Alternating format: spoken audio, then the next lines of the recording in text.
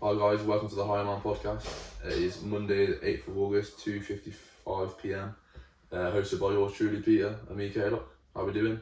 Yeah, good. It's good to be back. Just been on holiday, so took a couple of weeks off the podcast. But has it been 2 weeks now? about 2 weeks, yeah. So good to be getting back into the next episode. Yeah, hopefully do another one tomorrow because we... Hopefully, yeah. Well, you're away, aren't you? Boomtown. I go away on Thursday, yeah, so hopefully bang out another one tomorrow.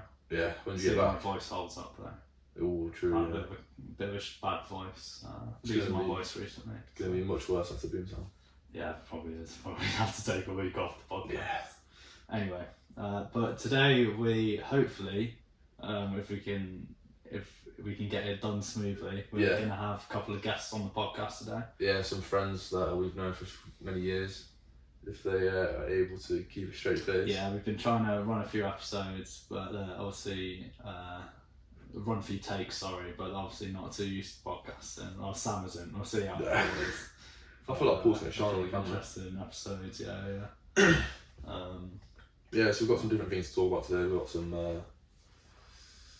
what do you call it, social concepts maybe? Social concepts, yeah, stuff related to, I guess, how you should live your life, and like how your social life should fit into that, how much you should prioritise it, how you should, a few different questions to do with that. Yeah, so how to prioritise your commitments. Yeah, commitments to like family or social life, and you maybe talk about some social media, the effects of social media as well. Yeah. We'll get onto that, and then we'll talk to our guests as well, ask them. Get their different opinions on things. Yeah, it'll be interesting to see them both. Yeah. And I'm excited. It's going to be 4 people on the podcast. 4 people on the podcast. Yeah, we'll see. It might get a bit rowdy. Yeah, we'll try and make sure we don't talk over each other because that'll be a bit annoying. Yeah. So we'll have to try and keep each other in check, but we'll see. Right, so we'd like to introduce Paul to the podcast. Welcome on the podcast, Paul, the first guest. Thank you very much. We feel very honoured. So, just to start off, I reckon you should tell us a bit of background about yourself. So, Bit of background, yeah? Yeah. Thank you guys for having me on the channel. Very welcome, mate. Glad you're here. That's good, yeah. I'm happy to have the channel. I hope this video gets 1,000 likes. 1,000 likes. Make sure it gets 1,000 likes. Yeah. Share it to your friends. What's the most likes family. you got so far? Like What, 3 or something? 6. 6, eh? No, I'm only joking. I've no idea. Okay, Nah, guys, we need to get this to 1,000 likes. Make sure it gets to 1,000 likes. Guys, I think we should aim for 10 likes on this video. Yeah. If we get 10 likes, we'll drop another podcast tomorrow. We'll do it anyway. But I mean, no. we want 1,000, but we can work with 10. Can work with 10 for now. Yeah, we'll get 10, then we'll get 10, then 100, 100, and then then 101, and then 103. probably not that way, but Yeah. that's not the thing. So tell us what have you just completed at uni? I just finished biomedical science degree at uni, 3 years, BCU University, based in Birmingham. Birmingham, yeah. Pretty good uni. My campus was like basically completely different to the other people's campus, whereas they had a completely separate campus for life science and stuff like that. Mm-hmm. So anything that involves sciences, nursing, all that stuff was on a different campus compared to those doing, politics, business. They were all in town. We were like a little bit away from town, so we're not in the main scene, but to know about us, you need to kind of have go to the uni. Otherwise, you wouldn't know that there's a separate campus. Right, yeah. Yeah, you definitely. If someone said go to BC, you'll be like, oh, the one in town. I'll be like, nah. I'll be like, oh, which one then? Yeah, it's a different campus. Yeah, completely different similar in Leeds for Leeds Beckett. They have 2 different campuses.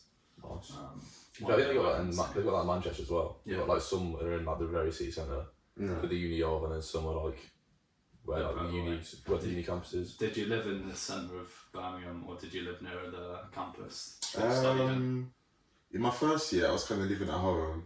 Then I was like, oh, no, I don't What, want in to do that. London? Yeah. Okay. No, I mean, the whole first year was a bit shambolic if you think about it. 6 months in, and then COVID and everything. And then I ended up actually moving out by the time I needed to get a new house for the second year. So we made sure that my second and third year lived away from home. I was living like in Selly Oak. It's a student area, but it's not known to have BCU student. Oh, okay. Because it's a bit further-ish to the campus. Whereas if you go to BCU, you'll be right in town. Mm. Most people that go BCU live in town, and the campus is like 10, 15 minutes away from them. But that, by the same time as well, that depends if you're going to that campus. The campus that I was going to, since there's not that many people that go to it, it was much more closer to me compared to if I was living in town with my friend. Mm. Was that in second year you lived there? Yeah, Did second you live in the year. same place third year? Actually, the second year we kind of had an accommodation. But I wouldn't really say accommodation because student accommodation is just basically student. Whereas that was like an accommodation.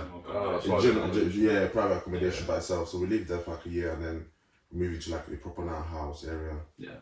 On DC student. It was pretty good, man. Yeah. We miss it every day. Chat about it every day. Not bad. The usual. Are you going to try and live in Birmingham this year coming? Because you've got a flat up there. I think I wanted to. My friend has this cause that he's saying I should go and do it in Manchester. I was thinking to doing that, but I was like, I don't know what, but I feel I just have one more year or two off and finish business here. Then I'm definitely going to relocate. Yeah. Mm. Do you know where you want to relocate? Like abroad, Manchester? Probably not London. I don't know, unless I absolutely have to. Yeah. But probably not London. But I was thinking about Manchester. I don't know. Like when I go to a city, I just wherever I feel like myself is that kind of the city that I want to go at. London, like, you feel a bit like you got to look left and right, or over your shoulder and a bit of everything. Just bare man, always busy. Always Which busy. is good though, because then you got, like Sam was saying, there's bare places to go. That's the thing. That's a good thing about London. There's so much things to do. Yeah, there's like always a new place every day if you wanted. There's loads of things to do, but that's the thing that I'm not an activity based person. I could live in the city, but I could barely know about some of the places that I would be like, oh yeah, you should go there, it's nice and stuff. So that also focus onto the reason why you wouldn't want to be living in London. You want to be living in London if you want to be doing X and Y, Z activities, but if you're like a low key person, just want to chill and relax like me, an activity here and then, yeah. So probably Manchester, but you never know. Yeah. Maybe London.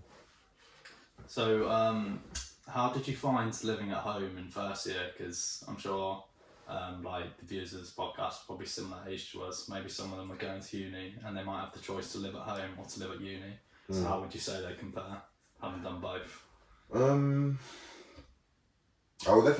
For me personally, it's definitely better to live away from home. Yeah. Because not just about being able to do your own thing, it's just that responsibility and not just that knowing that when you're stepping into that house, you've got no one to report to. Yeah. You've got no obligation to anybody. Yeah. Like, you're in charge of it. Even if at home you have that complete, absolute freedom, sometimes you're not going to have it. And sometimes it's going to be calculated. You're going to be thinking over your shoulder, oh, is this done? Is that not done?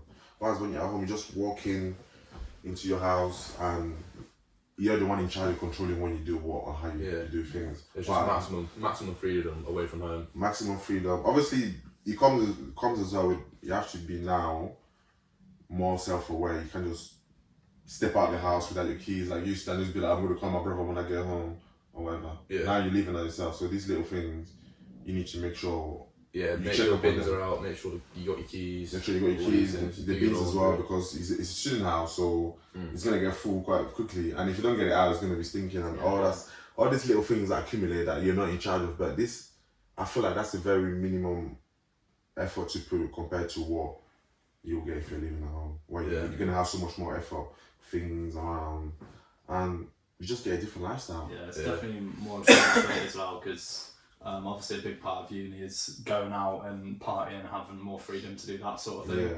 Whereas when you're at home, you're sort of limited. Like, you're probably not going to end up, for example, staying up really late every single night because you're living with your family or whatever. Yeah. Go to bed. Whereas at uni, if you're not careful, you could just go to bed at like 3 a.m. every night.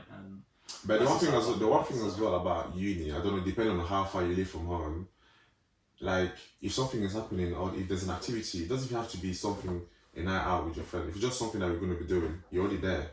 Yeah. Whereas if you're away from home, if they make that plan while you're doing something, you have to finish what you're doing, go back home, get ready for that, get the train or something. You might miss the first one, you might get the next one that's inconvenient, then get there, and then go and meet them. You've already lost time. And you have to go back as well. You have to, and then you have to think about, oh, what am I going to time? I need to check the last train if it's cancelled and all this stuff. You're panicking. Trust me, I have been living here back for the first year, and it's not even just about that you're not able to go and do stuff. It's just that sometimes the transport is actually bad. Like there's gonna be days that you're gonna finish uni and you're gonna be like, I finished so early. Why am I getting home so late? Because this train is cancelled. It's not gonna be very often, but these are the little things that just adds on. You just knew you wanted to be in that position. You don't want to be taking an hour and a half for a half an hour journey when if you're in town, if you're at home, 20 minutes you're home. It doesn't matter what is happening in the city, you know how to get home anyway. Regardless of if the train is cancelled or all that stuff, you know how to get home. But if you have to go to a different city, there's only one way for you to get home. Yeah.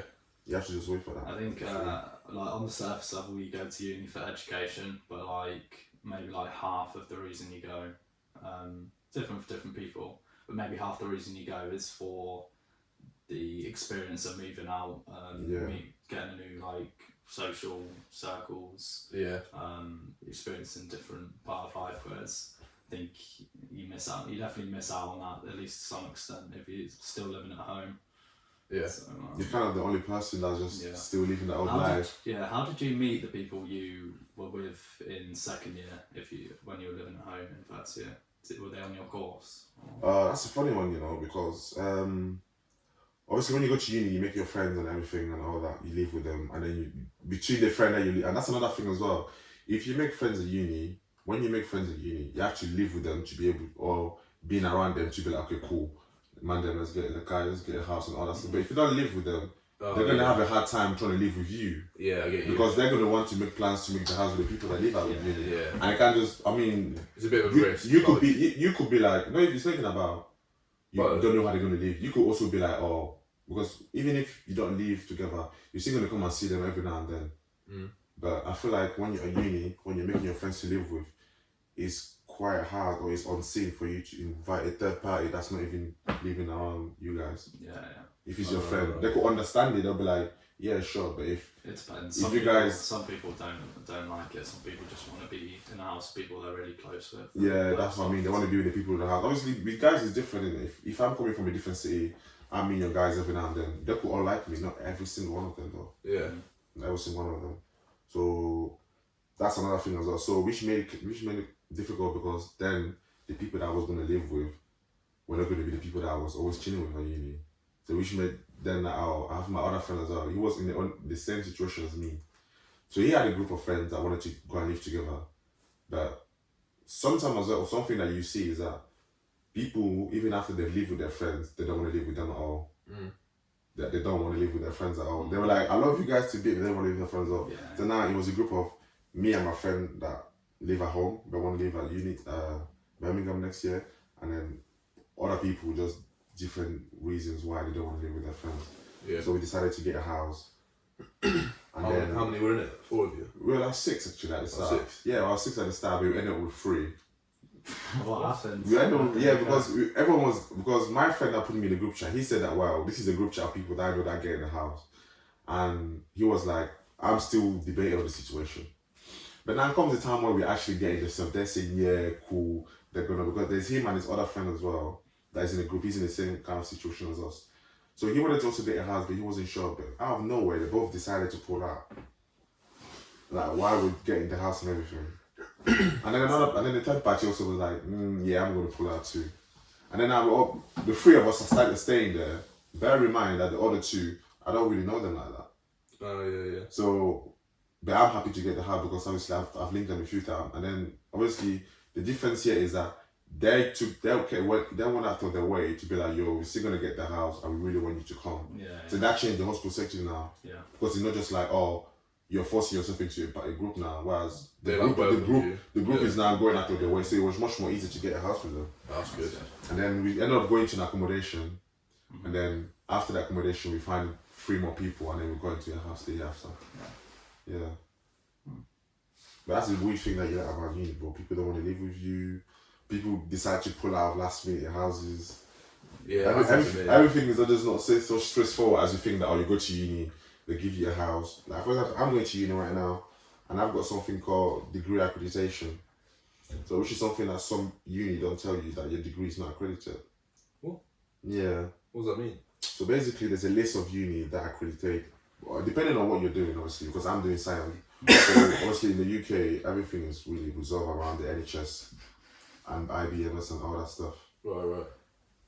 So which means that since I'm going to be doing something science-based or medical-based, I need to be part of the NHS and IBMS. Yeah. And then there's only a certain amount of uni that falls in that category. Right. And then obviously at Birmingham, I think it was only Aston. Obviously Manchester has one and Warwick is among them. Coventry is not. Yeah. So they don't tell you this thing at uni. Before you start your uni and everything, they don't tell you that at A levels and all this stuff. They don't tell you this thing because I'm applying for that uni. So you know that later down the line, most people that apply for science tend to go a little step forward. So you know these things are going to matter, but they don't tell us this thing. Oh, Yeah. So now So you're having to go back to get your accreditation. So now by the start of the second year, they're telling us this. I'm like, Yeah. well, there's not really much I can do Yeah, at the start of the bit second late now. Like, you're not even going to tell me at the end of the first year, Yeah. but at the start of the second year. So it's not even like I have a chance to go and start a different uni. Yeah. So you're a little bit stuck. You're like, just have to finish the third year and then find either go into a private job or accredited degree with IBMS, which is something that I'm probably going to have to do if I want my degree to be accredited, I'll have to do it. But because I'm trying to do a master with a uni Okay. that's accredited, which means the master is going to be accredited, but I don't know how maybe the people that are going to employ me are going to see the degree itself. Yeah. I mean, they might just think, oh, if you've got a master's that's accredited, that means you've definitely got a degree. I mean, the whole IBMS process thing, you can still do it while you're doing your masters, to be honest. But it's just that you don't want to be waiting to be done with it to go and do your masters instead of just doing your masters and then while you're doing it, do your IBMS as well at the same time. Check it. Maybe they might even say that you don't need to go through the whole process. You can check it, depending on what you get.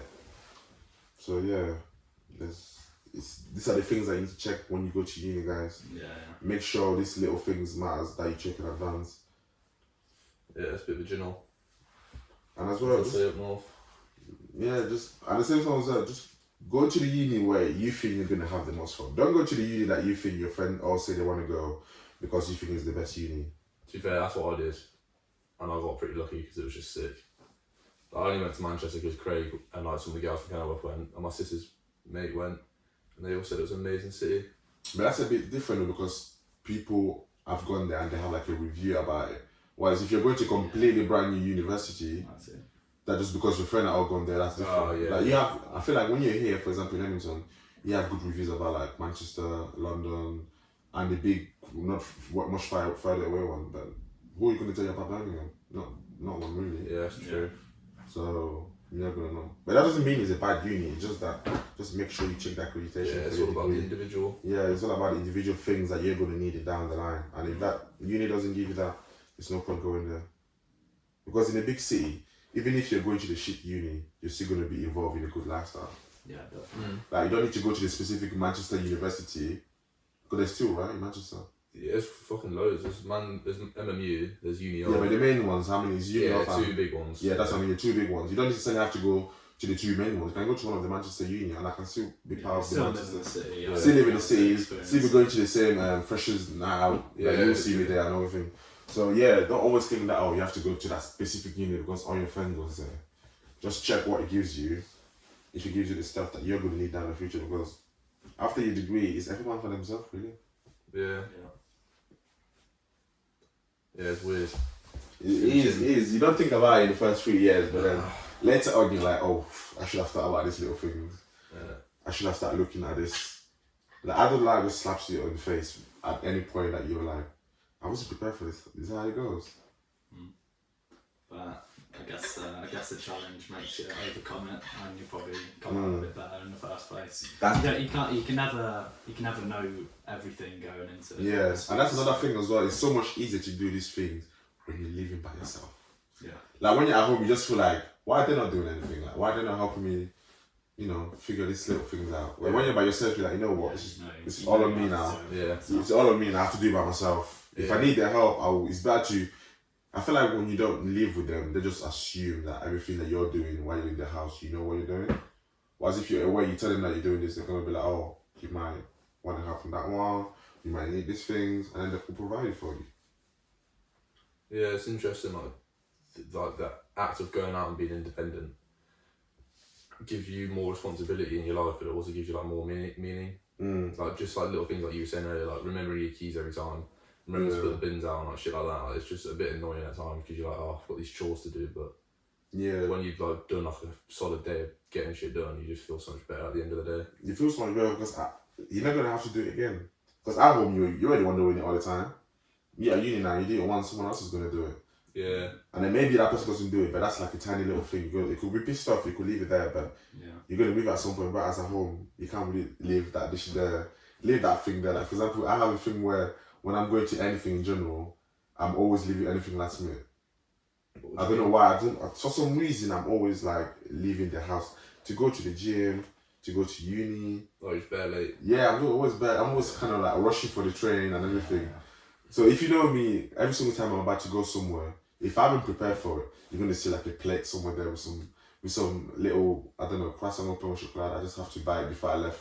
Something quick to eat. These are the little things you can't do at home. Like maybe if I'm eating this in the kitchen, I'll leave it there because I know that I'll put it on the side maybe, but I'll come and clean later. But at home you're like, where did I leave the plate? Did I leave it somewhere weird? What if I left like the chocolate that was coming out of the pain chocolate landed on the floor somewhere and I didn't clean it? All these little things just cycling inside your head. But when you're at home, you're just like, I'll deal with it later. And you forgot that you even left it there when you came back. You're like, oh, that's mine. Yeah. Because you've not been thinking about it at all. Yeah. You'll be thinking about something else. And that's just how it comes in. Should we get someone? Yeah, should we? Well, we're going to try and get someone. Right then, well, so we've got 2 guests on now. We've all known each other for at least 4 or 5 years, all of us. Haven't we? Nah. 5 years? Well, like 7. Nah, because you came to... Oh wait, what? I came in 2015. Shit, was it? Yeah. Carry on. I mean, I feel like the 4 years start, I think you're referring to the 4 years because of the whole, when we moved to Kenilworth. Yeah, but we haven't known each other 7 years. I thought it was 4 years since then. Fucking hell. No, it's been 7. It's longer than 7 years ago. Ages. Well, we know each other for more like 9 years. Oh, when did you come to train? You came years. 2015, year 10. So we know each other 10 years then, nearly. 10 years in... In September. Yeah, that's it. 10 years in September. Yeah, that makes sense. Yeah, I still remember the first time ever meeting you, Sam. It was like in PE or some shit. We used to have like the classes together, and I was like, "You look exactly like my fucking mate from primary school." He called Sam, and you were like, "Yeah, my name's Sam." And I was like, "Fuck." And I replaced him. You did. Well, was there 2 different people? Nah, so I went to primary school, and my best friend was called Sam. But then I kind of lost contact with him. And then I went to secondary school and saw Sam in PE. I was like, fucking hell, he looks exactly like Sam. He was called Sammy Wasford. And Sam I need to see a photo of this guy, man. I ain't got a photo of him. It's Samson. You not got his Instagram or nothing? I ain't on Instagram, am I? Year 6. Yeah, but have you seen him? Didn't have a phone in year 6. I mean, Nah, I've never I had a Sony Ericsson. Did you? Got a photo of Boris Johnson on it. Really? Is that when you touched what you Boris? touched? Yeah. Yeah, I remember. Did he touch you? No, but his bodyguard did. Fuck. Fuck me, he grabbed me. Did he see you? Well, I grabbed his arm. Oh, Did he see you? I thought you meant like just like, you know when people just randomly grab someone when they're walking past. Oh, nah, wait, what? Like when they celebrity just, he says Boris Johnson, right? Yeah, Or like yeah. brushes on. Yeah, that I brush. thought- Oh, Brushes right, on right. or something. Well, I tried to like get his attention. I was like this, and then and his bodyguard went mad. But I was like 10. Like, Yeah. 10. Beat the shit out of you. it was 2012 London Olympics. What would you do if you saw Boris nowadays? Give him a slap. Give him a slap? Yeah. Jeez. Oh Christ, we're not getting political, are we? No, just a little bit. We don't have to get too political. Yeah. I got nothing political in my bank account. But Paul did just get a British citizenship today. Did you? Oh, did Yeah, you? that's right. Oh, congratulations. Yeah, Tell man. me outside. No, but now, like, you know what I mean? Like, Theresa May changed the law a few years ago. And Did she? yeah, she changed the law for, like, people, you know the Windrush scandal? No. Basically, loads of people came over from in the 50s from, like, Caribbean area to come work. And then they got, like, they were allowed to come over and work. And then in, like, 2016 or 2017, Theresa May basically reversed the law, so everyone that came over had to get deported, even though they'd been in the UK for like 50 years. Or like 60 years. I don't know exactly when the dates they came Who's over. that, Theresa? Theresa May. I think it was or Pretty Patel. But like she just deported bare people that were living in the UK, working in the UK, paying taxes for like 50 years. They actually got deported. Every single one of them. A few thousand, yeah. Not all of them, I don't think. I think some of them. Was there that time when they were deporting Jamaican back home? Where? I said there was a time when they were deporting Jamaican people back home. Yeah, it was like Jamaican and like Caribbean, all those countries. Oh. Hashtag fuck the Tories in the comments. You mean not all of them? Some of them are probably nice. There's no nice Tory. There's got to be one of them. No, there isn't. There's got to be. We don't want this polarisation where it's just one side against the other. Yeah, it's one of those. You But like America, yeah. you got to take people on an individual basis, you know. Yeah, but they all believe the same thing. No, they don't. Yeah, I'd say a lot of the Not in every case. Like a lot of the Tory They all politicians believe in are. Tory.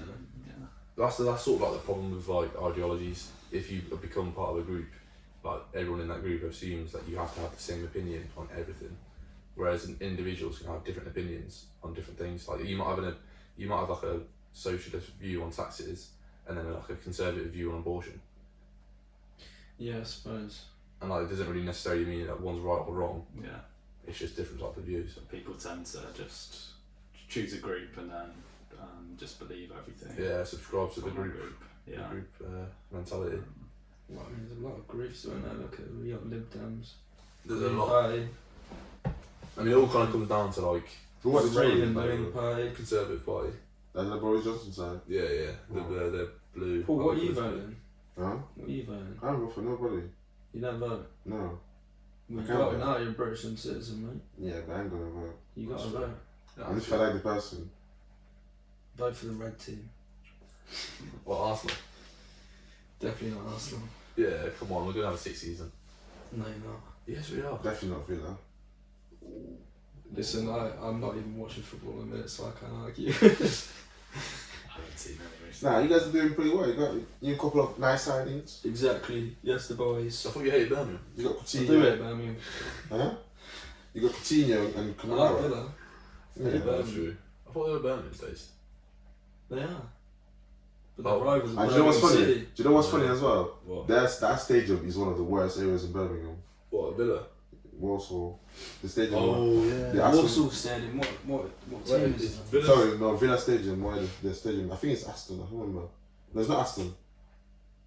I mean, it sounds like it might be Aston, to be fair. Nah, It's Aston. well, there's different kind of Aston stuff in it. There's like Aston University. It's somewhere between Aston Kutcher. Walsall and Perrytown. Huh? Aston Kutcher. No. I think it's probably that one that's just called Aston. Good one! It's probably that one where Cut Aston. it out. It's probably that one where Aston is called by itself. It's called by itself. Just Aston. Oh, right, yeah, It's probably yeah. one of the worst areas in Bro. One of the best football teams in the world, though. Wow. You're damn right. Say that again. Say that again. Say it to the camera. Let me. Oh wait, it's already fucking. Say it to the camera. Yeah. Oh, well, so with me and Pete had some. It is a big ass water. He's a big ass boy. Yeah, well, I don't know if you're going to. I don't like the water. One thing about the gym, I don't like the way the water tastes. Yeah. A bit dodgy, isn't it? Probably tastes Yeah. like That's this. London, mate. And they have this, and then at Pure Gym, they have this weird thing where they kind of want you to buy the nice water that everyone has got the nice premium contract gets. I'm like, well, if I just bring my own water from home, I don't have to do that. But so in some of their packages, you get water when you go to the gym. Well, there's this weird fridge that's there, and I want to put my code in there once to get the refill from there. It says, oh, you need to be part of. So basically, a membership. So obviously, I'm on a student membership, so I'm assuming you have to do a Premium membership. Yeah. So To get water. Well, it's not. No, it's What just gym is that? no. Is it bottles? In the gym, you have no more water, right? Like you know them little pipe that you need to press, the water comes out. But they have this like machine that has this. I don't know if it's nice melanated water or something. I don't know what it is. It just look like nice water, or like a nice refreshing juice or something. I don't know. Juicy. Or like a lemonade, yeah, probably that they have there. Nice. People that have membership feel it. Is it Pure Gym that you can go to any Pure Gym in the country? I think if you have that membership, Yeah, it you depends can on do the that. membership type. Depends on membership type. I used to have the one that was just Birmingham based, and then I had to pay to freeze it, pay to change it. Yeah, it's weird. I never got all these like signing on fees. Like when you join a gym, you have to pay like 30 quid. Yeah. And then pay a month at the same time. That's what I mean, innit? Oh, they'll be like, your first month will be less. Your first month's a tenner, but you also have to pay 20 quid sign up fees. That's what I mean. Like, what's the whole point? The first month's actually 30. What's the point? What's the point I've of never giving even us? paid for a gym, mate. I don't even know what you're talking about. Nutty. Wow, You're going pure down, nutty, mate. you're going down squash club, aren't you? I was going that special. My mum was paying for that, so Nice. I haven't actually built. I'm gonna buy one as soon as I get back to London. Oh yeah. Yeah. There's a membership. Have you looked at any around your area already? Yeah, mate. I went walking around everywhere Yeah. asking. I swear you said it's like an MMA. 38 quid. Next one was 35 quid a month. Yeah. That sounds good for London. Which one? What sort of gym is it? I went to one, Is it- right? Have and you it moved was house like now, a Sam? fucking garage, and there was shit in it. Huh? A real house. Yeah, I got my new house. I moved in like last week. How is it? Sick, man. Got a view of everything. Did you buy an old The house? view's insane, but the rooms are tiny. Really? Is it like, are the rooms like so small that it's just a bit shit, or is it like just small? Bearable. Bearable. But to be fair, you had a pretty big room the first time around. didn't you? Yeah, that room was big for London. Yeah. But the one I've got now isn't the best. Like, Is it the price? It's probably because is it much closer to town or? it's like Just because there's fucking no market, nothing on the market it's in the there. East End, but it's like not too far from Central. Right? Central City. Not too far from Central City. No, Is that where he's from? no, he's from Shepherd's Bush. Is it? Yeah. That's west. What the fuck's this Central Sea shit about then? Is it Wild West though? It's a pretty cool name, isn't it? Wild West. Do you know when he made that sign up with the trap star Wild West? Oh really? Yeah. East London's the best. Is it? Without a doubt, man. What's the worst? West. The worst is west, but west is still better than Birmingham. Is the north? The What's- north's second best. And then south. I wouldn't go near south. Bit risky, isn't it? You go went down south, yeah. I mean, it depends. Like, it depends on what What you do? people class Lambeth as south, but I wouldn't like. That's where my brother lives. It's a nice area, but like, you know, south you've got Brixton, Peckham, and fucking like, just not nice areas. Streatham. Yeah, Peckham's the worst area. Brixton's pretty nice nowadays, isn't it? Have you been to Peckham? Yeah, And that's I went there for a rave, Yeah. and I had to jump over a spiky fence. Did that one do- Where this guy was on the other side of the fence, shouting at me, telling me, like, "What the fuck are you doing?" And me and Sonny just got there, and there was just dark and just one fucking gangster shouting at us. Sonny was like, "This guy was like, are you sure you want to go in there? Are you sure you want to go in and jump over this spiky fence to a random fucking roadman who looks like he's about to stab it?" He's like, "Yeah, let's go." Yeah. That's the thing about London. I feel like the crime is just. Mate, it's not half as bad as they make it out to be in the news. The thing is with London, it's so high. Like, there's 9 million people live there. That's more than New York. It's crazy. Yes, Like, yeah. It comes down to population. yeah, exactly. There's more danger in Birmingham, without doubt. But it depends on the area of London you're in. Yeah. It's all concentrated in shitty Birmingham's neighbours. bad, like, you know what I mean? You should know. Hmm? Birmingham's proper bad. It is bad, but it's not as bad as you. I mean, we have a certain view towards London where random stuff happened, but I think it's just because we're much more aware these days with social media and everything about people dying that it becomes. Oh yeah. I don't think there's such thing as like, oh, that area is worse than this area, because even Leeds is bad. For example, people will tell you like, oh, Yeah. there's some stuff that happened in Leeds, but you're gonna be like, wait, what? I've been there before. It was cool. Yeah, It was calm. I've heard some people saying that like certain crime rates are quite high in Leeds, but I haven't heard that much. Like, That's what I mean. I say also that I all did hear depends. someone's house got robbed, so That all depends in the area where you come from. Yeah. Like before I went to It is literally. before I went to Birmingham, Lily was like, oh, people got robbed on my street. Like someone broke into my friend's house, did this. I've left my house window bare time open. Nothing's ever happened. yeah. So but at the same time, I was on my street. Like, I heard a girl got raped above the road just there. I'm like, I walk past that road every single day from gym. Oh I yeah, never see- there's a lot of crazy shit like that. Yeah, just love random It doesn't crazy shit that just happen happens. as often in London because of like there's so many areas it can happen. Mm. Do you know what I mean? Like Yeah. it's not exactly a nice place. Like obviously it's gonna be shit all But places. there's no places Well, that's yeah, London, there's yeah. no places that's a nice But- place. There isn't, but there's other places that are worse. Like obviously, you know what I Yeah. mean. But like, you know, like last year at my accommodation, somebody died literally outside my door. I got jumped by 2 guys with a knife outside my door, and that all happened within 1 year. Like that was the area I was in. The area I was in second year, Caledonia Road. Nothing happened, Mm. and that's 10-minute walk down the road. Yeah, that's pretty mad. So like it honestly depends on the little bit of the area you're in. Like, Yeah, and then maybe the timing as well. I haven't lived in my place now for long enough to work out if it's bad or not. Yeah. But it isn't the best. Have you Like, met any neighbours? No. Do you think you'll... What do you mean isn't the best? You can't really tell. Well, there was a massive flat fire 2 doors down from me. Literally the other day, they had 10 fire engines. Bethnal Green Station. And that's a fucking flat that's just like mine, you know what I mean? With all the cladding bollocks and Grenfell and all that. So, and I'm on the 7th floor, so I know. My dad was on about getting me a parachute. Just in case I can, Maybe, man. This is, quick. you know, this is what, like we were saying earlier, these are the little things that you're scared about when you go living away from home. But then you're like, when I'm at my home, yeah, but there's not really that much of a difference. Because everything, tell me how often do you go to on a night out in Manchester or London, you see car just parked outside where you're staying. Like literally over here, whatever we go to, they have nowhere else to go to. So they're just going to be parked right there. So nothing is never going to happen. Because when I was there, I was seeing... What, you want about police? Yeah, I was seeing, because there's one thing as well, is because the police is so much more busy at bigger town compared to little town, where there's not really going to be much going on for them. Because those 2 cars that were there, they were happy to park there for the whole night. That's why Birmingham's so safe right now, because they actually got 2,000 extra policemen from London and Manchester. Yeah. For the Commonwealth Games. Yeah. So everywhere I was walking around with policemen everywhere. Bro, literally, I've lived in Birmingham lots of time. I've seen police officers, but not that much. At night, yeah, obviously in the car, they're always driving around. But they're so much more focused on the bigger things. Like, if I'm here with, with a couple of 18-year-olds, and I'm getting a call that, there's something happening on the M-way, that car is going to be going to the M-way, going to be like, I'm going to allow these kids the security there to handle it. Yeah. So, bigger city as well, going to have a much more higher problem rate, but, bro, that's just everywhere in general. Like, I saw something on Twitter the other day, the guy got shot at Mackey's just because he gave this guy cold fries. Oh, I heard about that. Was that America or here? Yeah, I was in America, that's bullshit, man. There would have been another reason. Of course, that's a great Obviously, title for the newspaper, isn't it? Yeah, that's what I mean, but that's Man like... gets shot over a chip.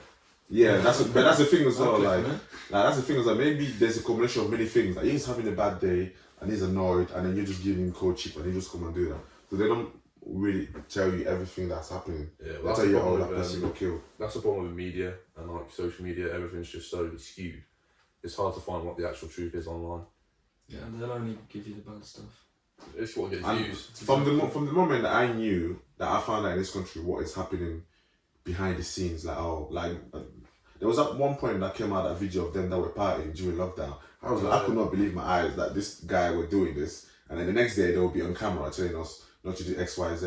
And then when the other guy as well kissed the lady, whatever his name was. My handbox. I was just like, that was jokes. I was just like, all these news are coming out at the same time, and these are the people that want me to be like taking them seriously. Exactly. Like my president is over there, he's bad, but you never caught him on camera doing anything stupid. Yeah. Because he's in control and everything. That doesn't mean that obviously I'm trying to say I'm going to follow him, but I'm not really trying to follow him. No, it's interesting what you said about that president thing. Because I remember like 2 years ago, I was on Uber to Kenilworth, and the Uber driver was chatting to me, and he was like, I think it might have been COVID times maybe, and he was talking about like lockdown and shit, and he was like saying, like if I lived in, I can't remember where he was from like originally, but he was like, I'd much rather live under a dictatorship than a country like this. And he was saying, if you live under a dictatorship, the dictator... Than England, rather than England. Yeah, he was like...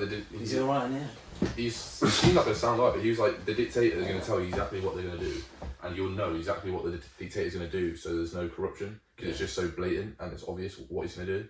Whereas when you live in like a country like England or America, you've got all these politicians that just tell you all these things that they say they're going to do. They just lie. They never do. They just fucking funnel money to their mates. The dictator does the same thing, but he just says, yeah, I'm doing it. You've got to live under this rule. Yeah, it's crazy. Yeah, it's crazy how long Boris continued to lie for, even when so much evidence came out. I ain't gonna lie, I wouldn't too far. Dictatorship, They're quite different. Oh, I wouldn't work on myself, They but have it was concentration interesting. camps and kill people and don't Yeah. let them leave the country, and Yeah, I know. it's very different. But he just kind of glorified it in a way that I think he was just probably pissed off about all the lying and like all these stupid restrictions. I mean, I'd rather get somebody to lie to me than, not let me see Your family. another country or Yeah, true. kill me because I took him down a picture off a wall. You know what I mean? Yeah, that's very true. I mean, I wasn't trying to glorify dictatorships myself. Yeah. Just because there's Hopefully. problems here doesn't mean we shouldn't be grateful for the freedoms that we do have. Yeah. At the this same is time, the we need news brainwash thing again about all the, you know what I mean? There's a lot of good things the government do, you know. Oh, there is, yeah. I mean, there's good things that dictators do, like Gaddafi. Apparently, like, he was really good at keeping the state in he was really good at keeping the states, like, religions at peace. And then when they invaded, I think it was Libya, or it might have been Saddam Hussein. I can't remember which one. But he basically made all the Shias and the Sunnis get along, and then they invaded that country. And all the Shias and Sunnis just saw the opportunity to get power, and now they just fucking fight each other all the time. And it's just chaos every day. But we don't live there, so it's Have you got this written down in your laptop? Nah, we've got some more things we can Did talk you write about. down Birmingham stabbings and Gaddafi on there or what? Mate, it's just pure knowledge that we just know about it. It'll just come out like unspoken wisdom. What have you got written down on there? We've got a few like social ideas we'll talk about, and then we've got other stuff for tomorrow's episode. Yeah. We'll talk about the family. The career one. Yeah, so I was just thinking like what we could think about, talk about in a podcast, and one idea I came up with was like the idea of family v career. And it's like, what is more important for the betterment of society? Is it more important to pursue a meaningful career like a doctor or a philanthropist, and you can help countless members of the community, or is it better to like bring up a tight knit family with meaningful connections that can be more like rewarding on like a deeper level rather than just like rewarding society? Because the career is economic. Yeah, but then it helps. Economics is so fundamental to people's happiness. You need money to have. Yeah, I basic completely agree. But things. if you're on about improving the society, it's definitely family. Yeah. Because it's that, you know, career is all about economic, you know? It is, but then I said like. But to be honest, I get your point. I wouldn't say it's you can't have family without career. I wouldn't say it's purely economic. I guess in some sense it comes down to it, but career is like you have the best doctors in the world, for example. That would be obviously they'd gain economically from that, but you also cure diseases. You more innovative. You push society forward. But I think with a family, maybe it's more fundamental for a successful culture to have strong families, because that's what leads into the next generation being good. Whereas if everyone's, you know, if people have a lot of family problems, that will lead to bigger problems in the rest of their life. Yeah, that's true. Well, then Which have a knock-on effect down the generations. I mean, it could argue like that it goes either way. Like some people they say that if you've got like an alcoholic parent, it's either you're going to be an alcoholic yourself or you just never touch drink again. Mm-hmm. So you could have a really bad upbringing, and that could make you want to become a philanthropist and you help thousands of people in your local area, or you just become like a crack addict. Yeah. So what you see that's in what I was going to get onto. like in superhero movies, often the good guy and the bad guy, they both usually have like somewhat traumatic upbringings or childhoods, or something bad happens, but the hero decides to respond by trying to save people and being the hero, and obviously the villain responds by trying to you know, becomes like nihilistic. Cause destruction. Yeah. You got that villain arc story. Villain arc story. What it is. But I've not seen a meme. It's It's never- the start of his villain arc story. Oh yeah. It's never bloke at a shop. It's never really. It's never really a villain story. It's more like they're just replying by the way they see he sees justice a certain way, and then the hero just sees justice a certain way, because the hero in most movies sees the long term justice. Spoke about in the last episode when it comes to if something bad happens or you don't get the result you want from life, someone does something bad to you, you have the choice to become resentful about it and to curse fate and think it's unfair. Reality is flawed in itself. Yeah. So I'm gonna try to cause more destruction, or you can take responsibility for that and try and improve the world around you and improve yourself. So those are two options you have. That's what the high man's all about. That's what the high man. Basically, incredible difficult journey, bro. It's a difficult journey. Incredible difficult journey, because becoming that higher man, just a lot of the time you're gonna put yourself second. What does The high man situation. mean? We talked about it in the first podcast. It's basically like the origins of it is from Nietzsche, is it Friedrich Nietzsche? Yeah. He's a philosopher from like the 1800s, I think it is. Mm-hmm. And he basically he basically saw the problem of religion, and saw how like if there's like an absolute, if God is an absolute, then like almost the truth and values that the Bible sets is like absolute, but whereas he thinks that's wrong, because morality and like the way that you value things is going to evolve over time, and it's meant to be like malleable where it can change. So he kind of came up with the phrase "God is dead," and he says that in like reference to the fact that Christianity isn't necessarily necessary anymore, and that people have the ability to use like rationality and their own morality to set their own values, and you can become a higher man, the Übermensch. I think he referred to it because he's like German, and as an Übermensch, you don't subscribe to a group's like thinking and values like a religion like Catholicism. You make your own values and like set them for yourself based on what your morality tells you. Is that about right? Yeah, that's that's a lot of the part. words you use then. Quite clever words. Yeah. So But basically, I get it. yeah. So basically, as there are a couple of reasons for it, but a part of it is as science sort of started to disprove, people started to distrust religion when scientific methods became really big and everyone started thinking rationally. They were like, how can we believe what's in the Bible?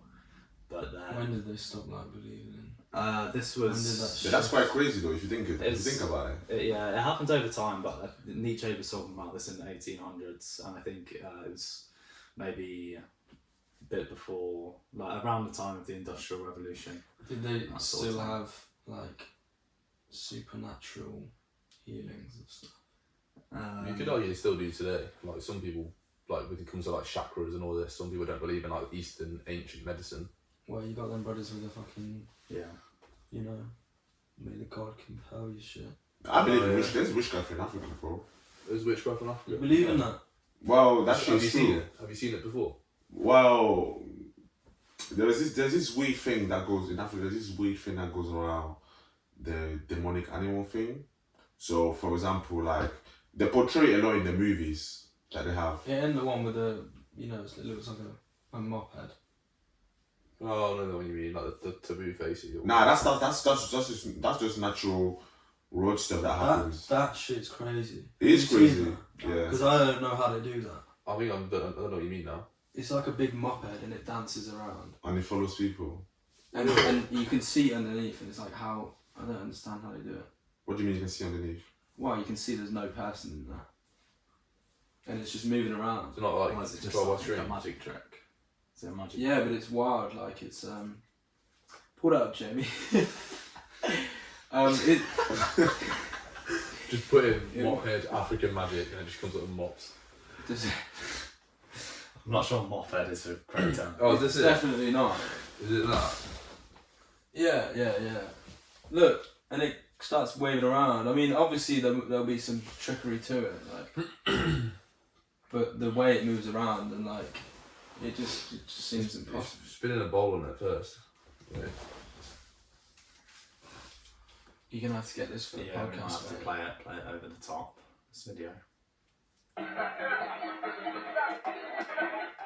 Look, alright, there's nobody in the thing, right?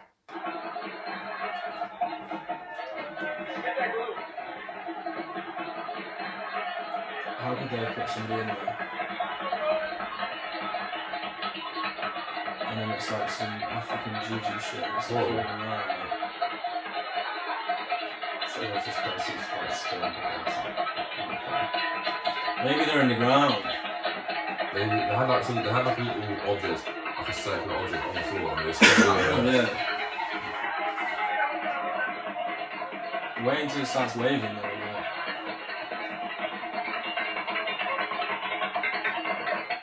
Oh, you didn't get a full good clip of that. There's definitely something in charge of it though. But no, that's not what I'm talking about. I'm talking about real selling stuff, witchcraft. Like there's stuff where people will go and sacrifice something in order to be wealthy, to gain Oh, something really? back.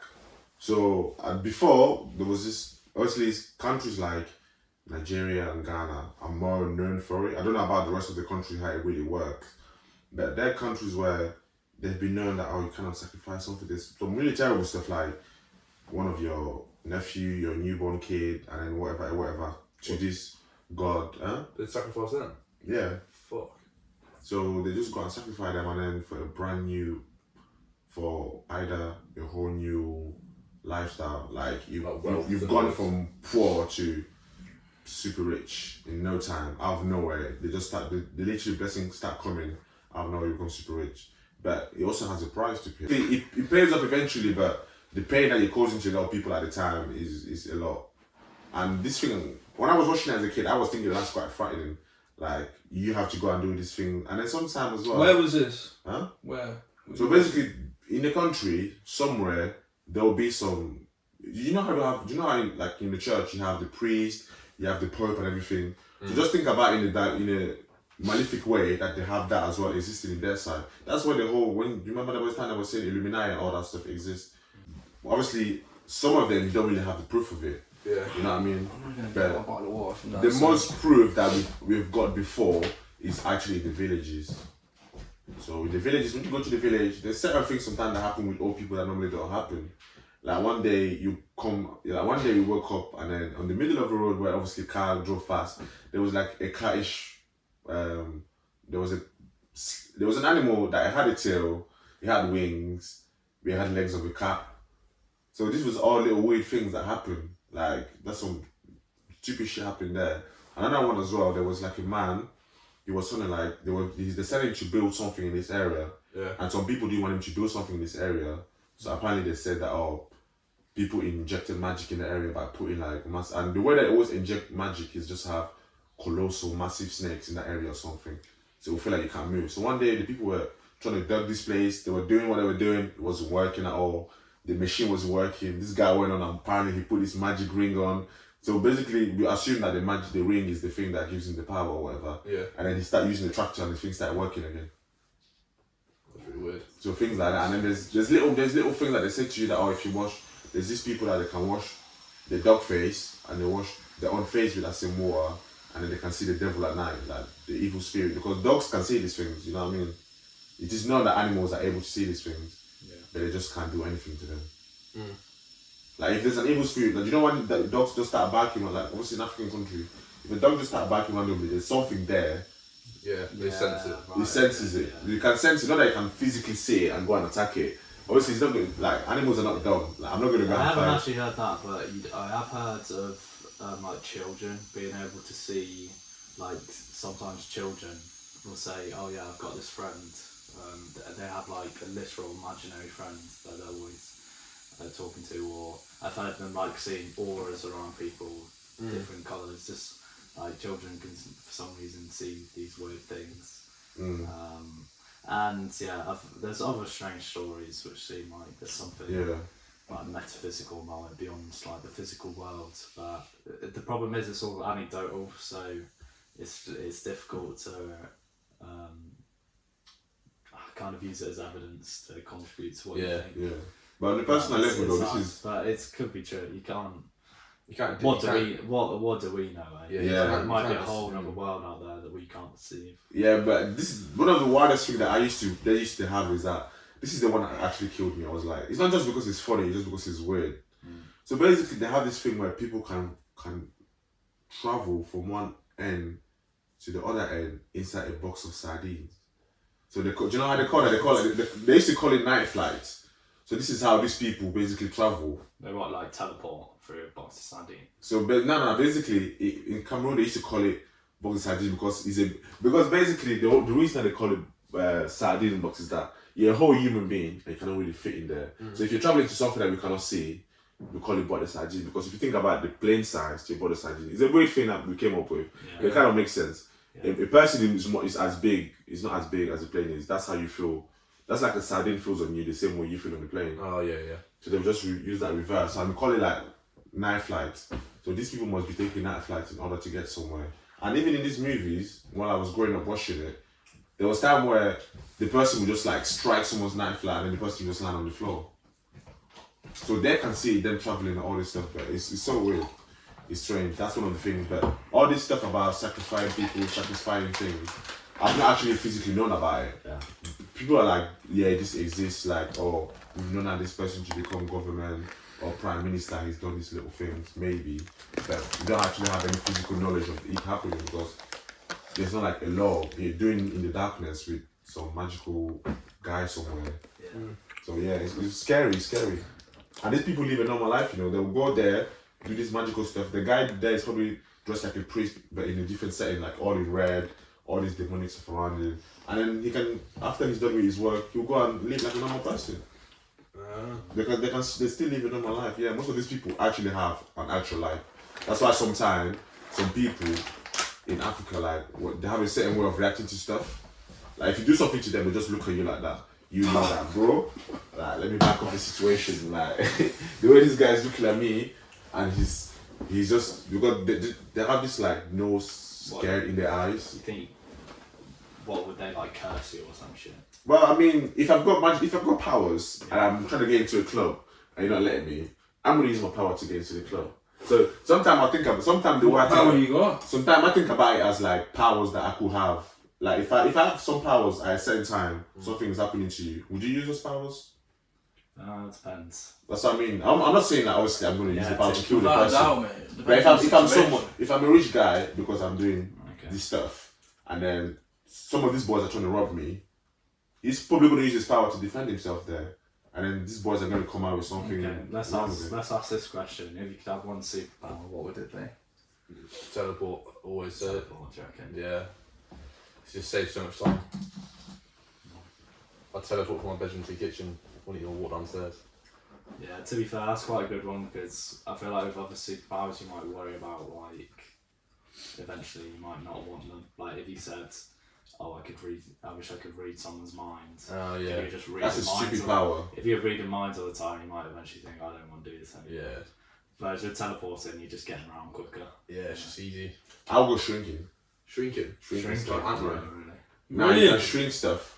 Oh, you shrink stuff. You can shrink yourself and Can you you can shrink stuff. unshrink it? Can you enlarge it? Yeah, but because I've been watching. Why would you want to do that? When somebody goes on holiday, he just fucking shrinks his suitcase, puts it in his pocket. Because like think about it, I was watching this manga in it. I was like, oh, because obviously in anime or whatever that I watch, normally when the anime or whatever is starting, you're gonna make me believe that this guy that has this cool fire, ice, water thing is gonna lose you some stupid power that you're gonna have. But this guy came with the ability that he could shrink stuff, so he could shrink anything and he could shrink your That's power. a shit power. Huh? That's an absolute shit. Well, if I think about the stuff that I want to do, I would be happy with having the shrinking power. I could say whatever I wanted and it'd appear in front of me. That's pretty cool. What was if you said the wrong thing by accident? Yeah. Well, obviously I'd have some kind of way, you know, like. Oh right. If I turn my head like that. And Alright, okay. What would you say you want? You know, to appear in 10 front of quid. you? Just a tenner. Just a tenner. Well, depends if I need 10 quid or more, you know what I mean? Depends what I need. Well, you do know that you're gonna have to be in a safe place every single time you do this. Like you cannot just be in the street and be like, wherever I want, mate. you can't just be like, oh, 10 million appear on the street. Yeah, I mean, yeah, and then because- everyone runs up and goes, Yeah. wow, they're like, oh my god, he's giving so much money And to then you just another 10 mil. And then someone could just kidnap you and then just use your powers. Or I could say, bomb.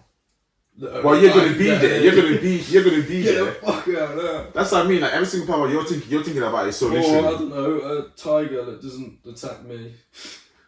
Literally anything though. Like, I'm talking, Is it anything That's that is? quite OP. is that too OP? Anything that your Yeah, imagination. It's for like No, a everything- time machine or something. No. Is it Travel anything? time as well. You Is basically get any superpower. Is it anything in our like understanding of how physics works, or could it be anything that your imagination believes?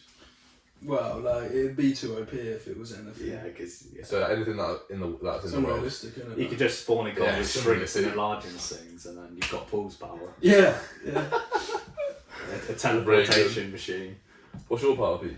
What's my power? Well, I don't really know. I'd maybe say time travel, but I reckon wouldn't want. I reckon life would get a bit boring if you just know, like if you wanted to know. I feel like you could fuck You're things right. up. You could fuck things up as Why would well. it get boring? Oh, yeah, if you could only go backwards, it'd be fine. I think. If you could only. Yeah, like no, if you only went back to like ancient times, see how the No, I pyramids want to are go built. forwards and then, you know, get all the stocks. Yeah, it's kind of what I was thinking. Oh, Maybe- that's a good one. But that's what I mean. I could just Maybe a shrink bit too OP. into a lab and get all the stocks that I need to know about for the future. I don't necessarily need to time travel. I'd maybe just have superhuman strength and just maul people to just beat the fuck out of them. They're like, Yeah, but how strong though? That's the thing though. How strong? Probably like a strong Like super Luke gorilla Cage strong. or something. Huh? A strong. Maybe as strong as like. Luke Cage. No, what about if you had the power of like your superpower would be to become the best at the world in anything you try. So you could just pick up an bow and arrow and become the best archer. And that's boring though. That's the whole point of the sport, is that you learn to be better. That's Yeah, true. to be If fair, you're already the yeah, best, if it's you're gonna be already- boring. I It's feel the like same that's as just strength. as OP as mine. What, to be the best in the world at one thing? No, but anything you want. So you could just pick up a gun, be the best marksman ever. You could just pick up like a pencil, be the best artist ever. That'd be pretty cool. What about the Wait, chat to like what girls would and that? teach you? Yeah, you could just be Yeah, the best at that's- everything. Yeah, Just I be. guess. It would be pretty OP because you'd just be the best at everything. That's too OP, man. Well, our sample just asked the guy that could do everything to just appear in front of him and he would do it for him. Yeah, that's You've true. got a point. That's got a point. What's the magic pill that makes him the best at everything? Like, you could spawn that as well. Or I could just shrink and escape the fight. I couldn't even shrink to escape a bomb coming. Neither could you. You could be like, oh, shield. The shield would just appear anywhere and then just bounce off that missile that's coming your way or something. Yeah.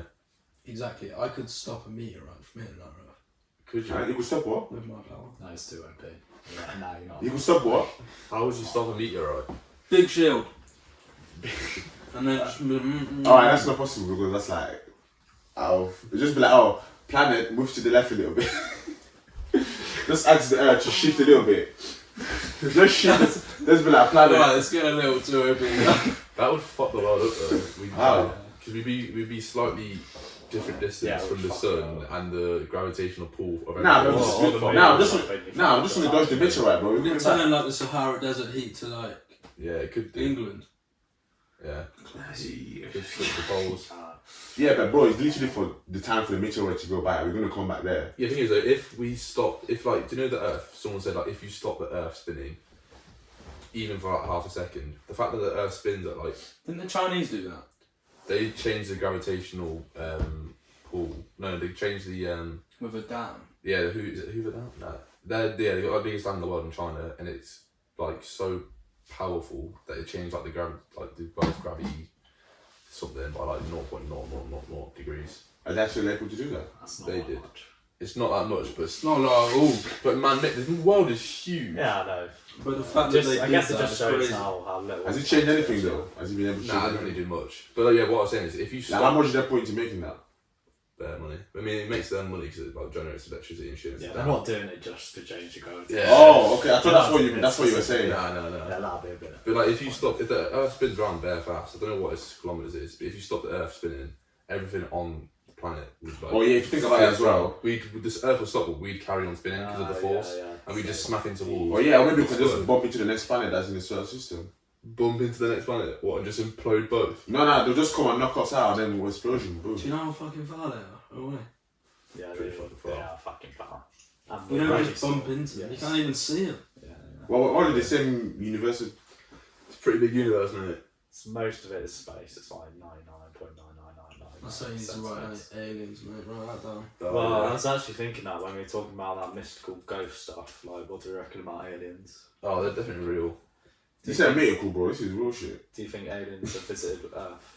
I think. Did you see that Elon Musk talking about it? Nah, I heard. He said so. I don't really have much there's to say on either- this topic because, like, I don't know a lot of the. The inside knowledge. Well, I let me was talk then. I was watching outside. So there's either loads of aliens Yeah. or none at all. There's either loads. And or either loads. one is fucking scary. Oh, how could there not only be like a few? Why is he going from one extreme to the other? Did he say Because what? the way that life is on an Earth is like, on a planet, is like, 1 in a million chance. But there's loads of,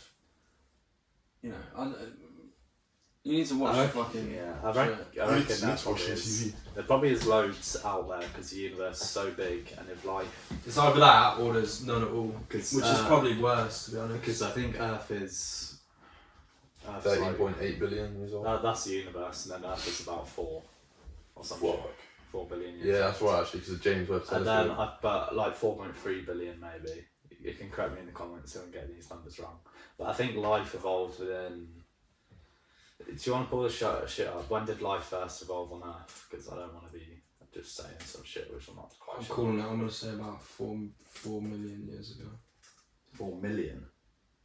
Try 4 billion, mate. We didn't separate from The chimpanzees. earliest life forms. Human. No, life forms like microorganisms. Any life at all. Yeah. Yeah. So you mean the little sperm? Like the one first, cell. The first single cell. Oh, it's got to be at least, So Earth is 4.3, is it? Does it? Oh, I didn't say that. it's got to be at least 10 billion. Okay, so Earth is 4.5. 4.5 So and life began seven, and then 3.7 billion years ago. So it took about 800 million years for life to evolve on Earth. Fuck. It's pretty old. But the universe. 800 million. Yeah. That was the first life. That was the first line. After Earth was like formed. But you'd think, so the universe has been around 13.8 and there's billions of planets. You've got to think, with given time, that life evolved. But given the right conditions, life occurs. I think that because it's about the Goldilocks zone, isn't it? So where water can exist as a liquid.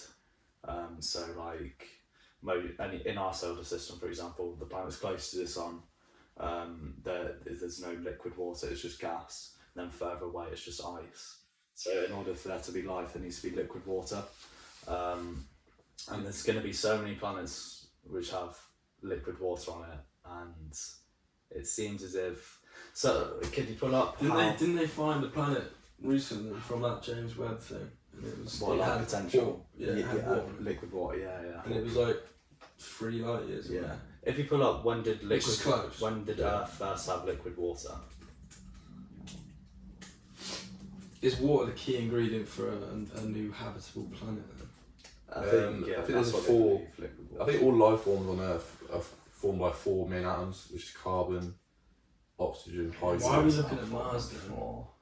Because Elon Musk had a theory that you could nuke Mars, and that would melt like it would like cool down the Earth. It would cool down Mars so much that the gas would turn into a liquid, like air into water.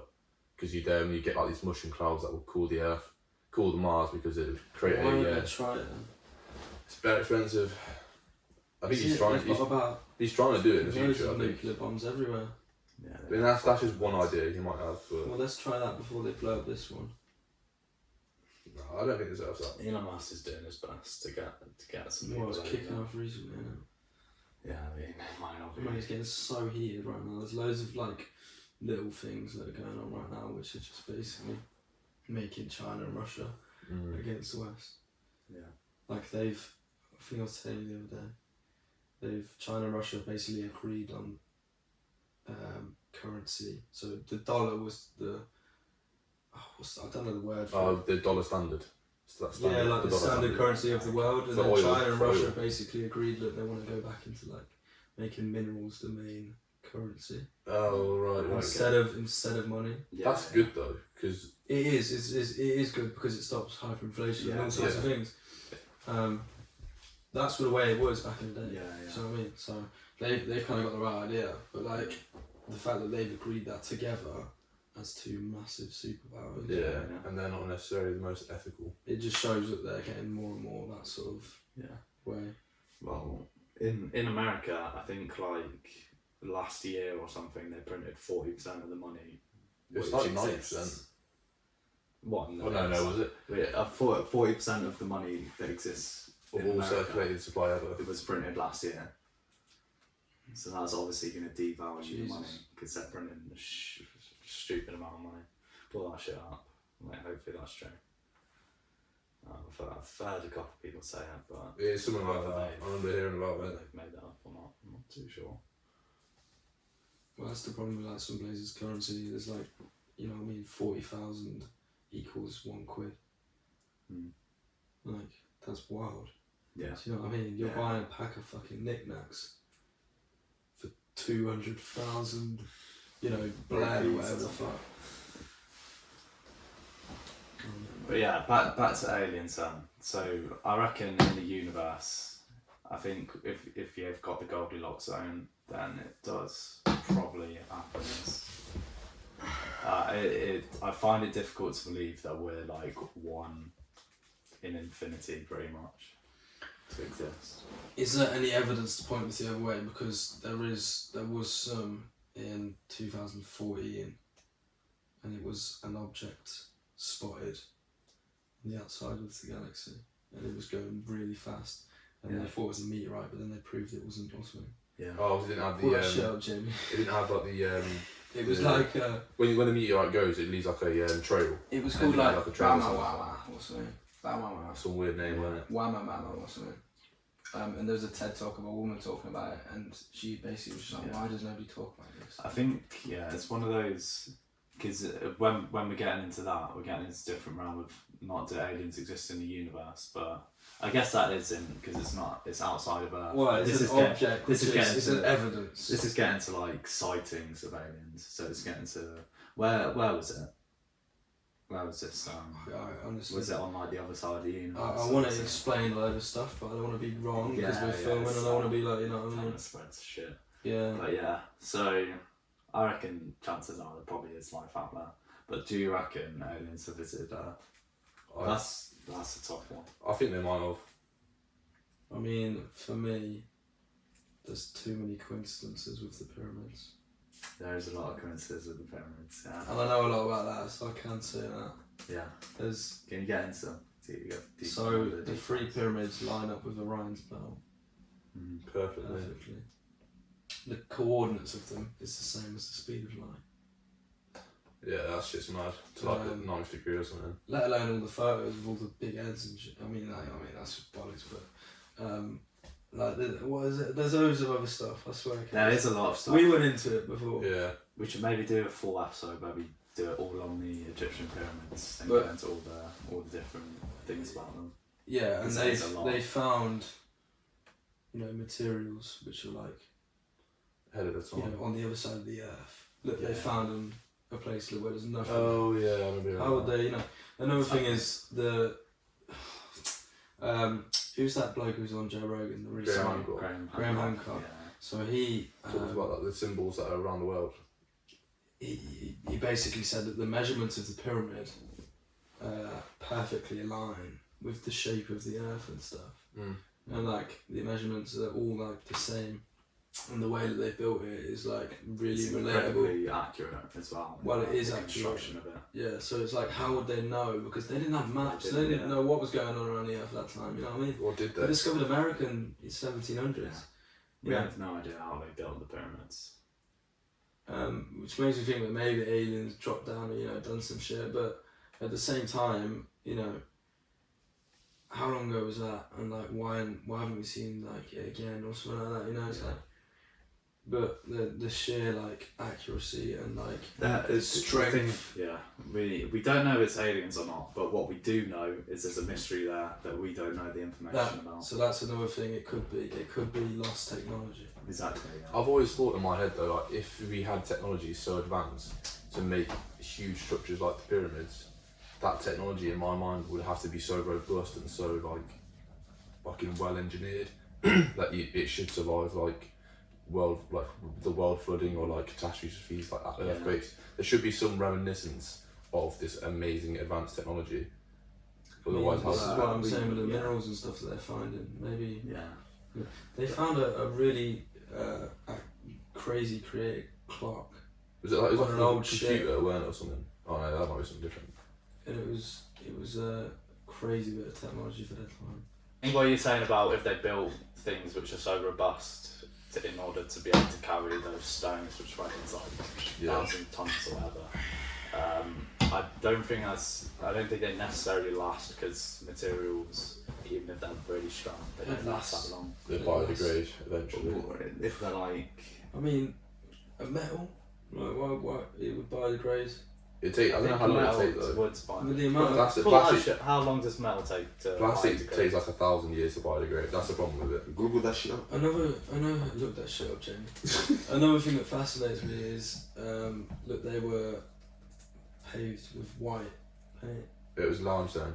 Limestone. and that's white. And then the top of the pyramids were plated in gold. So from really far away, obviously it's really sunny in Egypt.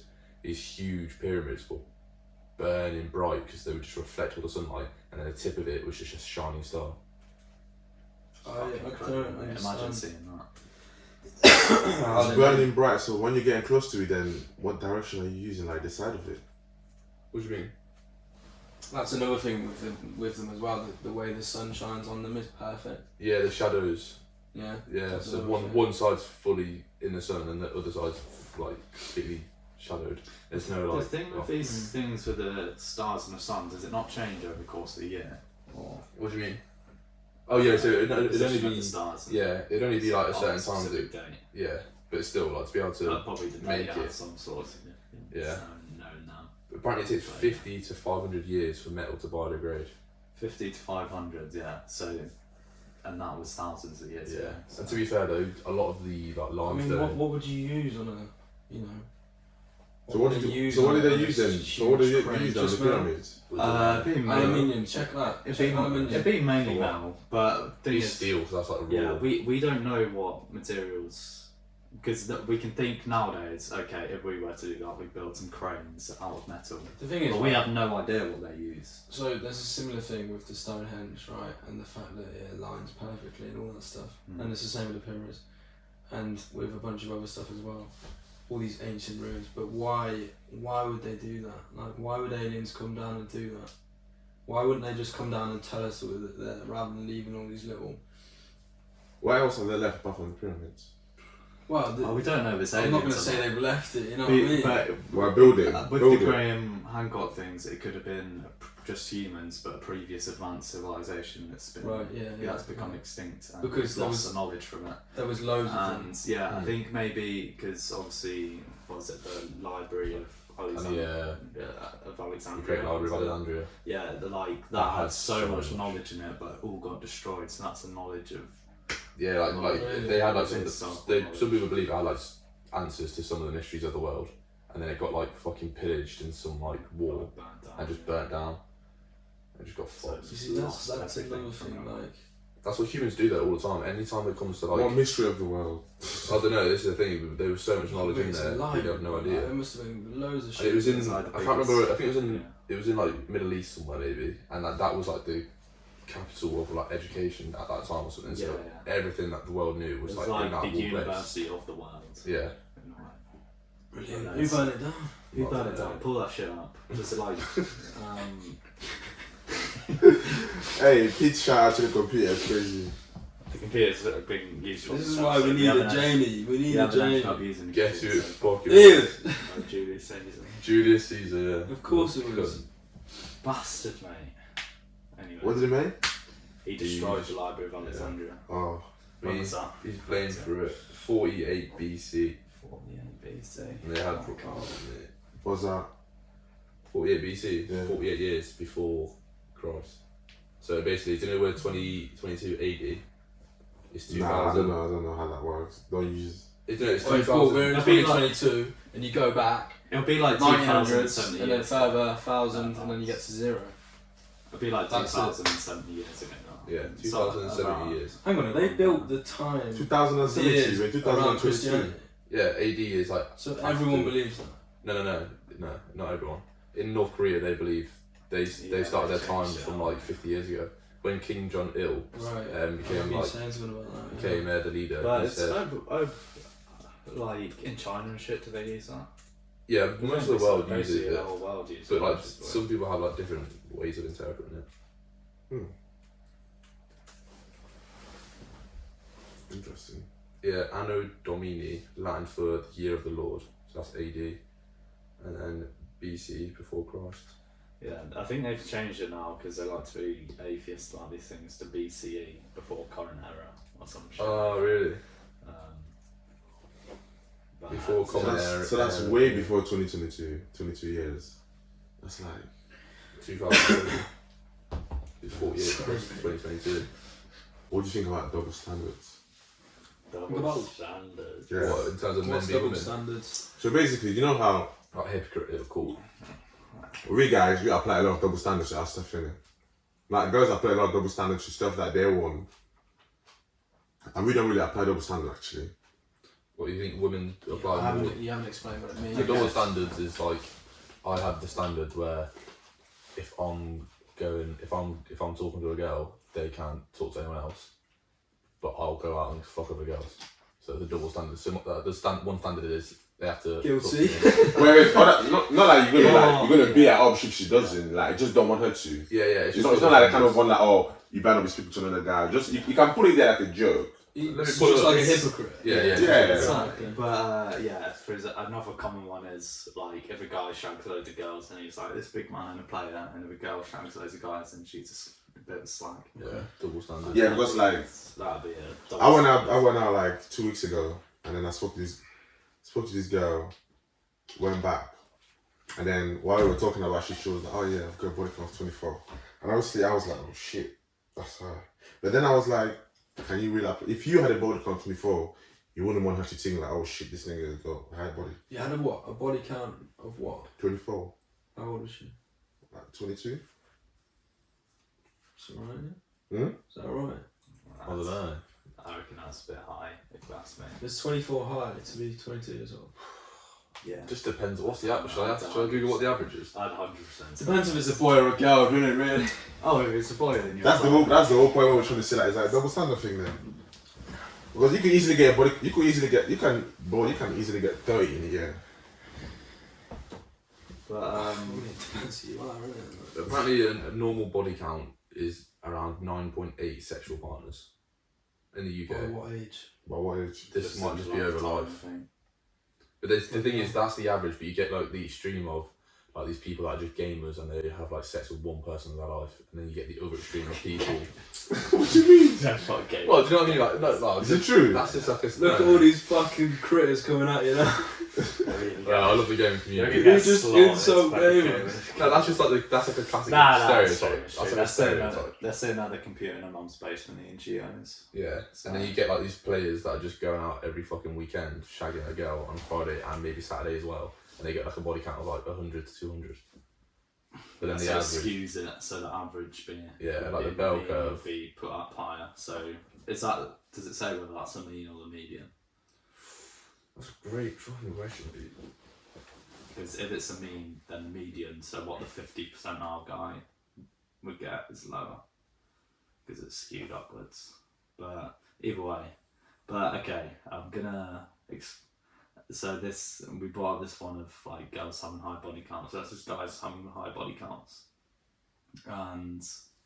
or with girls. If a girl sleeps with a bunch of guys, then it's bad, and if a guy does, then it's not seen as bad. And I've thought about this in terms of in an evolutionary sense, what the best strategy for a man versus a woman would be. So the best strategy for a man is you get some advantage in committing to a woman if you help provide for her, help raise the child, because the child's more likely to survive. However, as a man, if you get the opportunity to bust a nut in some random bitch, then that increases your probability of spreading your seed. Yeah. So there's no downside to doing that. So evolutionarily, we'd be wired to take those sort of opportunities. Whereas for a female, because if they get pregnant, they're out of the game for 9 months, and they have to take. And the years after that. Yeah, they have to take the main out of the game for 9 months. At least. I was just gonna say that, like so basically for a woman, clip it. if they want to fuck some random dudes, we've evolved so they take the primary care responsibility. Yeah, we've evolved so they wouldn't want to do that. The best evolutionary strategy for a woman is to find the best possible guy they can get. Yeah. And then stay with him and get support for their child and off him and his best genes. There's no evolutionary reason for a woman to go and fuck some random guy who hasn't got any values. Who isn't going to add I mean, there is. for a guy. Why is there not? Because if they get pregnant of this guy, it just means they can't. Yeah, but they're not necessarily gonna. I know loads of girls who will. Yeah, I know. just Okay, fuck. but it's different. It's different nowadays Since because like, we have birth control. yeah, but I'm talking contraception. about the way we've evolved. Yeah. You wouldn't want to risk getting fucked by some low-level guy because. Then you're stuck with a low-level guy who can't provide for you and support you when you have the kid. Yeah. So they need to be more choosy. Which we do. I would definitely say women are more choosy about who they sleep with. Yeah, I remember like seeing some guy talk about like Tinder and like dating apps, and to be fair, I think it was just in the wider society that women find 80% of men less than average looking.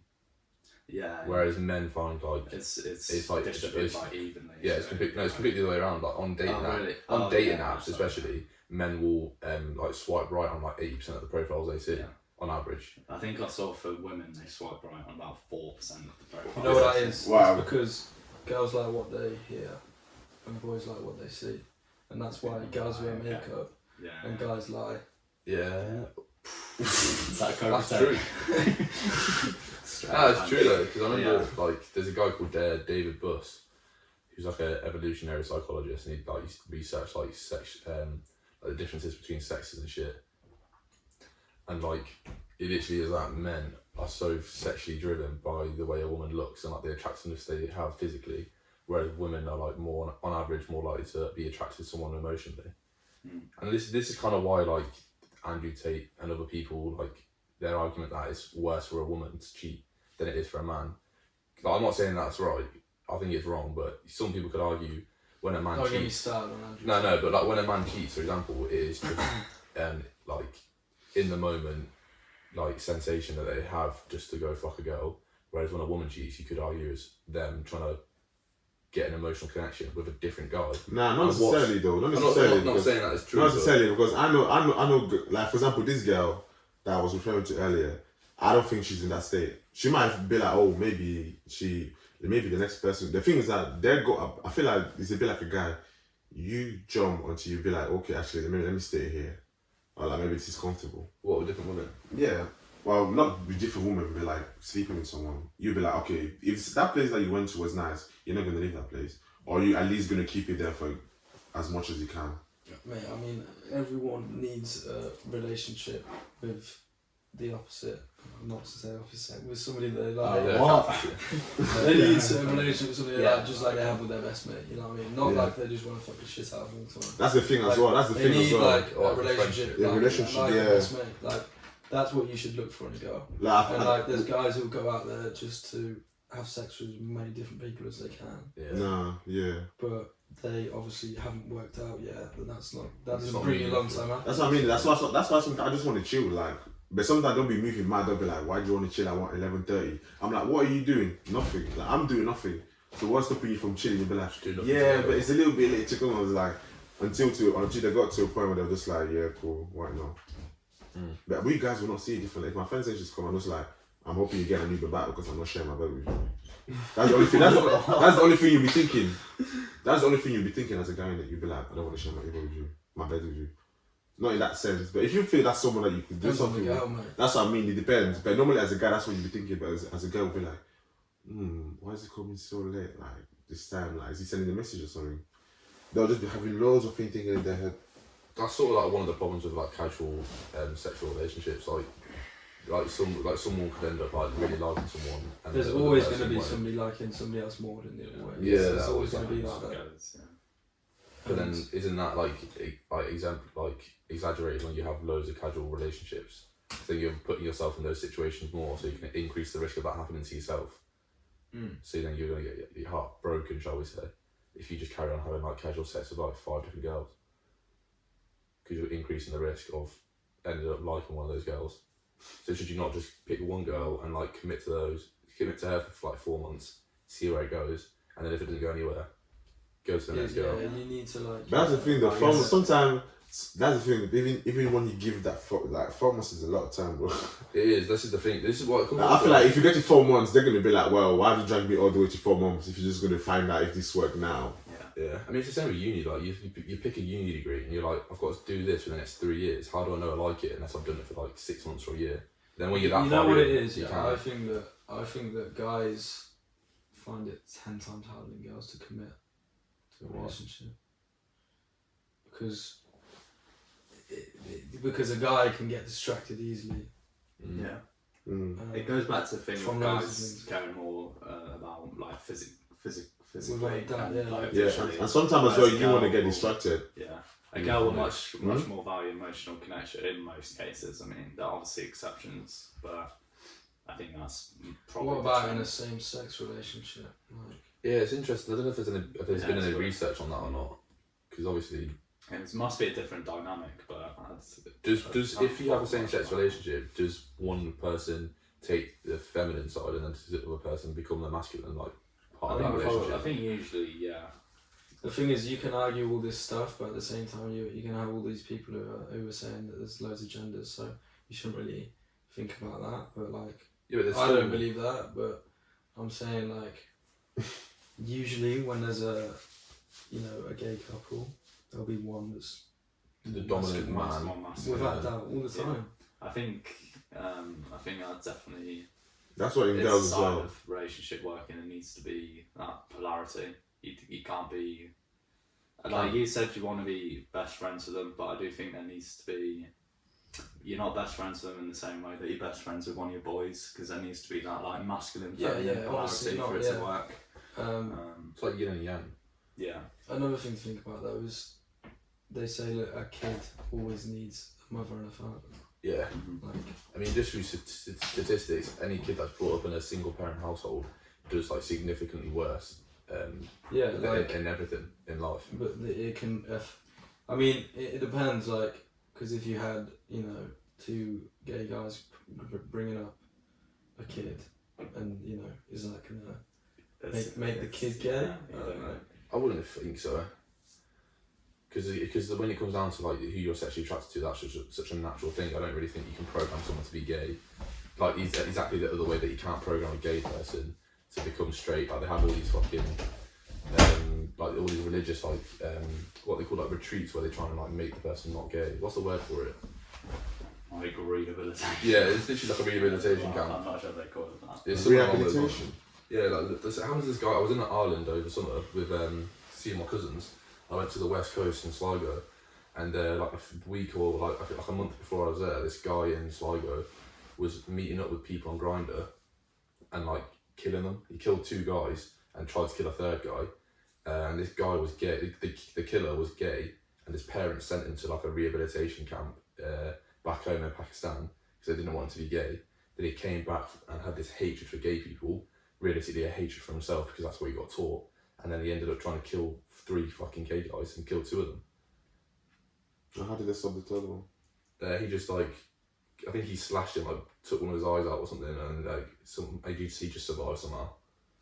But like it's such a natural thing. Like you can't teach someone to be gay. You can't teach them to not be gay. Does that mean more people got killed then? Because no, only 2 people got killed and 1 got like really seriously injured. oh, Yeah, I They're don't like think. Ted Bundy murdering the prostitutes. Yeah. The thing is that like I just said like you can't like I just can't retrain someone. Yeah, to I just- not Cut that bit out, Peter. that's maybe. No, but, Do not add that bit in. But I was referring to like you can't teach someone to be gay. You can't teach someone their sexual attraction. But then like opposing that, it's weird how like people that are like molested as kids end up becoming molesters when they're older. So you can't. So a lot of people that are like molested as kids and like raped as kids, like for like a significant amount of their childhood, they end up becoming molesters themselves. And like if you're molested as a kid, there's a higher chance that you'll become like a paedophile when you're older than someone that it isn't. And like Your that childhood almost affects you in loads of different ways. so That's that- another point to write down. that almost programs you to become a paedophile, but you can't program someone to be It's gay. the same thing you talk about with You can. alcoholism. Yes. Yeah. Like some people who get molested as a child will go on to be molested themselves, but probably the majority don't. I'd say the majority don't. It's the same with I alcohol. don't know the things. Yeah. I think with alcohol, like the majority of people with alcoholic parents don't become alcoholics themselves. Although the rate amongst them is higher than the normal population. Yeah. But still, most of them don't. Which, but in terms of it being, because people say being gay is entirely genetic. I wouldn't say it's entirely genetic, but I think it's determined partially genetically and partially by early experiences. So some level of nature and nurture, but I don't think you can retrain someone to be straight. I just don't yeah. think that's how it works. From a good 60 to 80% of what they're showing us on TV, before you become gay, you were first of all straight, and a lot of the gay guys that were straight before they were straight in a way that we just couldn't see in the way that they were communicating to other people. So they have So you're saying you don't believe that people are born gay? Huh? You don't believe people are born gay? No, I'm not saying that, but obviously they've been showing us as well that a lot of the people that I know that are gay, they have shown no sort of like toward women when I'm going around them. It's hard to say like if someone's born gay or not, because like when you're a child, there's no even like understanding of what sexuality is. I don't think you're born gay. I think you. Are you first 5 years of your life determines if you're gay or not. Do you think you're born straight You as get well? all these Or people. not? Oh, you asking when did you know you were gay? I was like, oh, when I was in primary school or something. Like it's like. But that's what I mean. That's what I mean. That's what I mean. You know that you are. Even that's what I'm thinking. Even the people that you say are not born, maybe they are, but they just decide to fight that side so much. They just want to stay on that side, and they get to a point where they're like. Not before 5 years old. They wouldn't even have the consciousness to think about all that sort of crazy shit. Yeah, that's true. They wouldn't. Like they would know still, when they were, you know. I'm talking about when they realise it. When they realise it still could be in their nature. They're just not discovered it yet because they don't understand what I think sexuality they've done like genetic studies, trying to investigate whether being gay is caused by genetics, and they found that there are genetics that predispose, so they make it more likely that you'll be gay.